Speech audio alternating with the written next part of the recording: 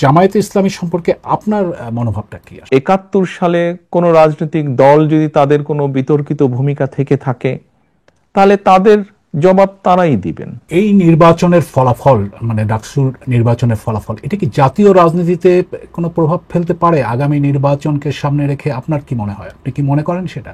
আমি একটু ডাকসু নির্বাচনের প্রশ্নে আসি। সাম্প্রতিক সময়ে ডাকসু নির্বাচনের ফলাফল ব্যাপক আলোচনা চলছে রাজনীতিতে এখনো। এর ফলাফলে দেখা গেছে যে বিএনপি সমর্থক ছাত্রদল তাদের চেয়ে বেশ বড় ব্যবধানে ছাত্র শিবির সমর্থিত প্যানেল জয়ী হয়েছে। আপনি কিভাবে দেখেন এই ফলাফলটাকে? আসলে আমি মনে করি গণতান্ত্রিক যাত্রার একটি ভালো উদ্যোগ, এটি ভালো সূচনা। এটি গেল ১ নম্বর। দ্বিতীয় বিষয়টি হচ্ছে যারা জয়ী হয়েছেন বা এরকম আরো ভবিষ্যতে যারা জয়ী হবেন তাদের প্রতি শুভেচ্ছা, এবং যারা ভবিষ্যতে জয়ী হবেন তাদের প্রতি অগ্রিম শুভেচ্ছা রইল। তৃতীয় বিষয়টি হচ্ছে, দেখুন, একটা অগ্রযাত্রা শুরু হলো, কিন্তু আমরা চাইছিলাম না যে কোনো বিতর্কের মধ্যে এগুলা পড়ুক। আমরা আশা করব যে পরবর্তীতে যেগুলো হবে সেগুলো বিতর্কবিহীন হবে নির্বাচনগুলো। এই নির্বাচনের ফলাফল, মানে ডাকসুর নির্বাচনের ফলাফল, এটা কি জাতীয় রাজনীতিতে কোনো প্রভাব ফেলতে পারে? আগামী নির্বাচনকে সামনে রেখে আপনার কি মনে হয়? আপনি কি মনে করেন সেটা?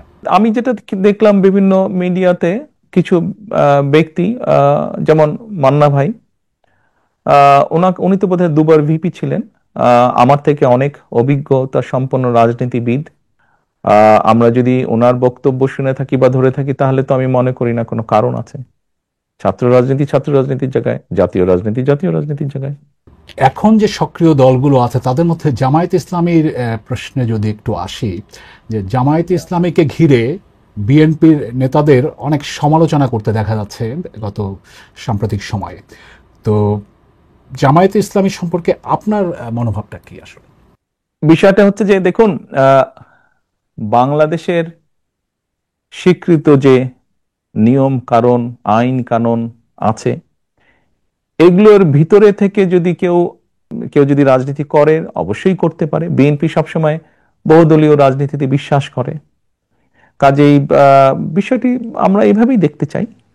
রাজনীতি করার দেশের যে নিয়ম কারণ, আইন কানুন আছে তার ভিতরে থেকে যারা রাজনীতি করবে অবশ্যই সবার রাজনীতি করার অধিকার আছে, এবং আমরা তো চাই সবাই রাজনীতি করুক। বহুদলীয় রাজনীতিতে আমরা বিশ্বাস করি। জামায়াতে ইসলামী তো বিএনপির সাথে এক সময় মিত্র ছিল। বাংলাদেশের স্বাধীনতা যুদ্ধে তাদের বিরোধী ভূমিকা নিয়ে কিন্তু বিএনপি নেতারা এখন অনেকেই প্রশ্ন তুলছেন, সামনে আনছেন। কিন্তু বিএনপি আবার তাদের সাথে সরকারও গঠন করেছিল একটা সময়।